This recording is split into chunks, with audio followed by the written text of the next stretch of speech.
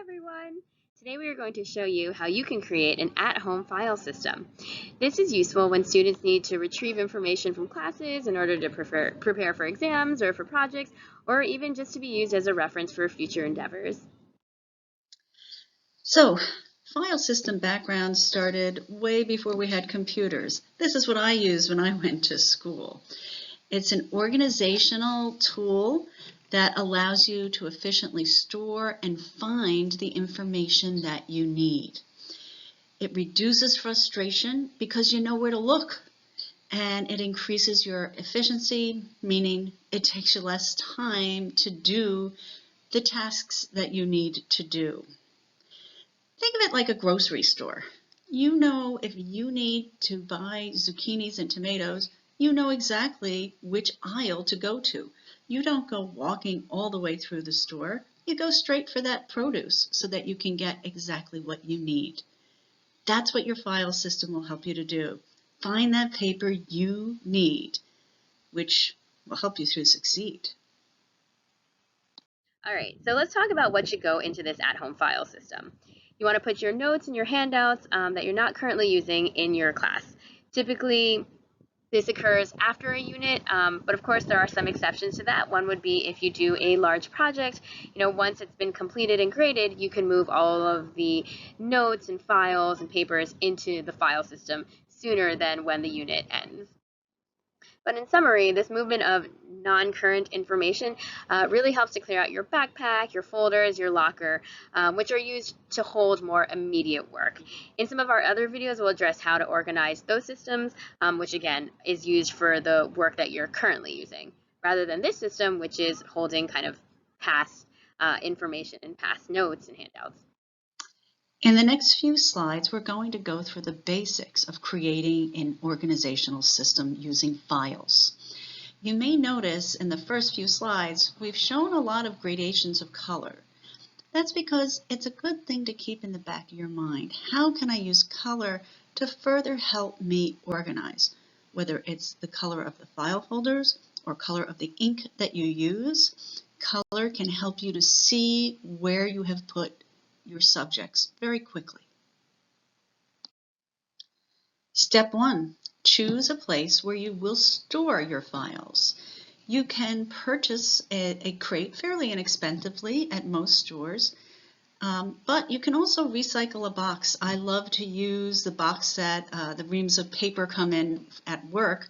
Just grab them when they're empty, and I have a box to store my files. All right, step 2.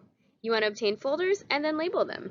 Depending on the content you're filing and how much space you have, there's going to be some flexibility with how your folders are labeled. We recommend typically doing it by subject. However, your hierarchy, which we'll talk about more, can have more levels and more specifics, especially if you have a lot of papers for a particular class. So again, we'll address that in the next couple slides. When shopping for folders, there are many types you can purchase. Depending on how you're storing your folders, I recommend the following two. I really like hanging folders, which work really well if you have a system like an actual crate that we talked about in step 1 that can hold them, or even using manila folders, or even a combination of both.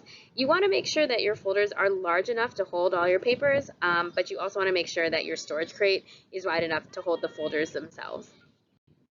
Step 3 is to file your papers into the labeled folders. The next couple of slides will give you various ways to do this. So, how should I store these files? Well, the simplest way is to put your papers into labeled manila envelopes. Those should be by the subjects of your classes. Then put those manila envelopes into the hanging folders. This is a good method to use for elementary students and also early middle school students.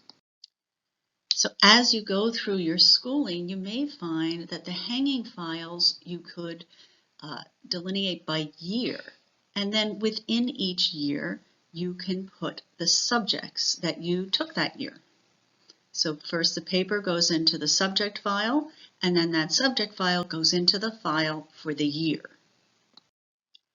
This is a system I used for myself and for my children, especially as they got older. It requires a double sort in the beginning. I sort by subject, and then within subject, I'll look at the type of assignment. Notes, projects, assessments, handouts. Each one gets its own manila folder. So then I'll take all of the different assignments for, say, science and put it into one science hanging folder. And I look at the math papers, sort them by type of assignment, and put those into the math folder. It's an extra step at the beginning, but it will allow you to find what you need much faster. Another way that you can sort more specifically is to start again with that double sort of type of assignment and subject matter, and use binder clips for the type of assignment in each subject. So your science notes would be clipped, your science projects would be clipped, your science assessments would be clipped, and they would all go into a science manila folder. That manila folder would go into the year that the work was assigned and completed in.